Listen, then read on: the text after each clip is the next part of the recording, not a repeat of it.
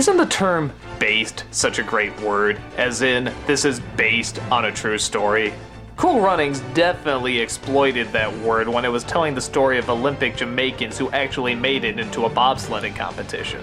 I get the feeling this film could have been a really dramatic, really fascinating story if it was done by like Touchstone or Paramount or something. But because it's Disney, we gotta play up the goofy and funniness of these guys trying to make it in the Winter Olympics. And would the film have been better if it didn't deal with that corny point of view? Probably, but at the same time, I kinda like the corny point of view in this. Yeah, I'm really torn about this, because on the one hand, it is silly, and the Jamaicans are more like the Ninja Turtles and their personalities and how colorful and goofy they are. But at the same time, I kinda like the Ninja Turtles, and let's look at the story.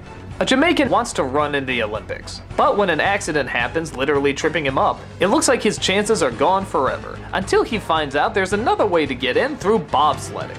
There's only two problems. One, they're in Jamaica and nobody can do bobsledding, and two, he doesn't even know what a bobsled is. But, as luck would have it, an old drunken bobsledder, played by John Candy, happens to be in the neighborhood. And they keep pestering him until he finally agrees that he'll try to train them. They get a team together and do their best to try and learn how to do it on hills without ice. And sure enough, John Candy says they're ready to go. When they get to the Olympics, of course, everybody laughs and mocks them and thinks they can't go anywhere. And at first, they don't. They start to choke. But then on the second go, they start to actually do a really good job and everybody is suddenly on their side. All building up to the final competition. As a kid, I love this movie. I love how goofy everybody does. I love how colorful they were. I love how they all had distinct personalities. I love how they had their own little backstories, like one wanted to live in Buckingham Palace, even though he wasn't aware it was Buckingham Palace. But as an adult, wait, one wanted to live in Buckingham Palace even though he didn't know it was Buckingham Palace? What? You got bullies in this movie that are played by the Germans, which, yeah, on the one hand is kind of funny and how silly it is, but on the other hand, really?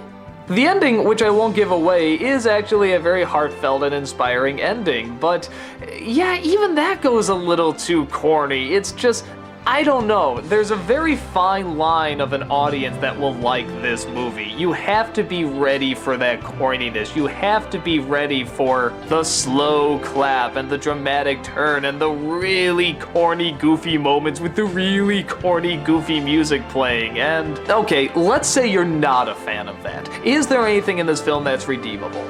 Well, once again, as with practically any role that he's in, John Candy is fantastic.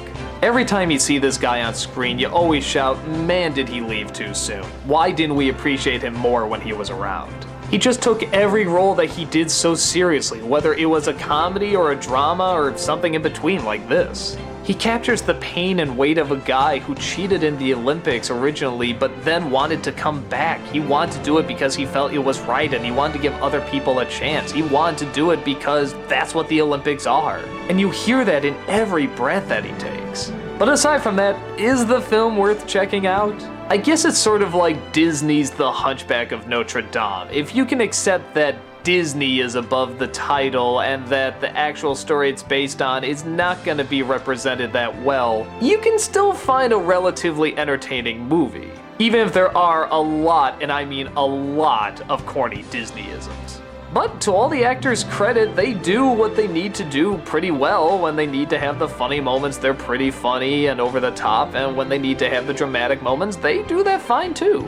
Are the side stories really forced and contrived? Yes. Did they probably not happen? Most likely. But you do get a lot of heart from these guys, and you can definitely feel it on screen.